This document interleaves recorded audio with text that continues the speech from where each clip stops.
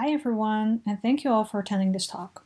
I'm Judith Borghouts. I'm a researcher at University of California, Irvine, and I'm excited to talk about work that I did during my PhD with my advisors, Professor Duncan Brumby and Professor Anna Cox at University College London on how people manage interruptions in the workplace and how they can best be supported in managing these. So why are interruptions such a problem?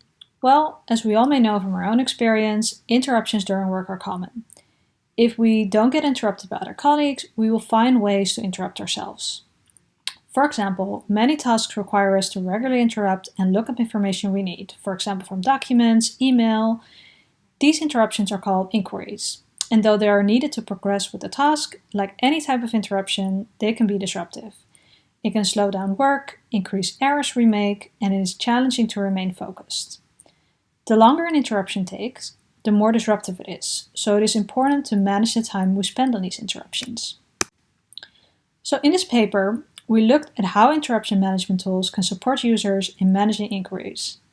In order to address this question, we conducted 3 studies. We first observed and interviewed people in an office workplace.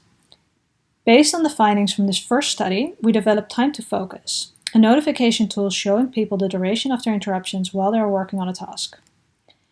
We evaluated this tool in a field study and were interested to see if this feedback can increase awareness of time spent on interruptions. We then conducted an online experiment to test whether this awareness then actually changes people's interruption behavior.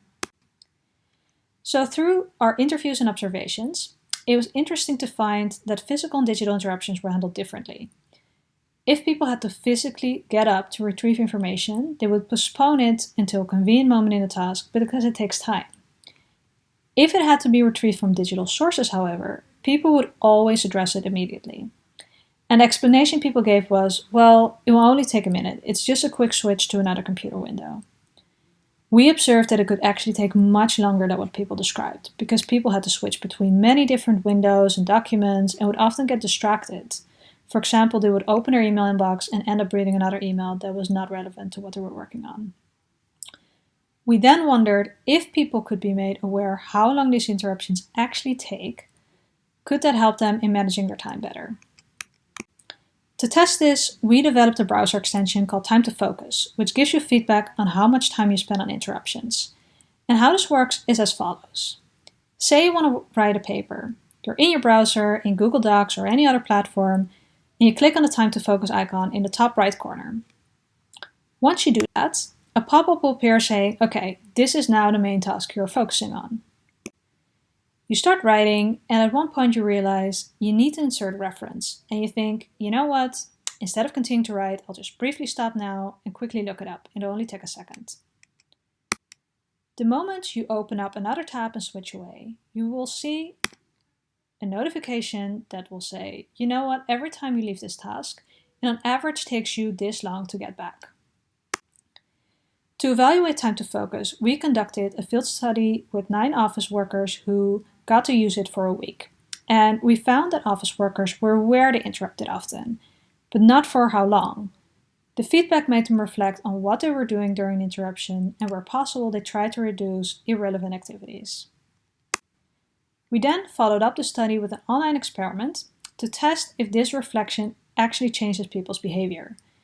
People had to conduct a task that required them to look up information from another document, and we measured whether this feedback had an effect on people's interruption behavior and task performance. We found that people who were given feedback made shorter interruptions, were faster to complete the task, and made fewer errors.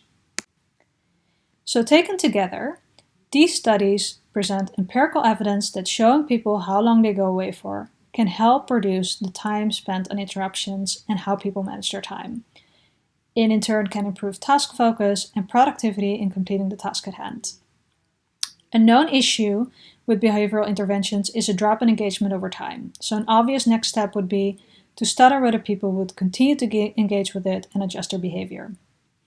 The intervention is also available online, so if interruptions is something you struggle with in your work, you can download it using the link provided on the slide. Thank you.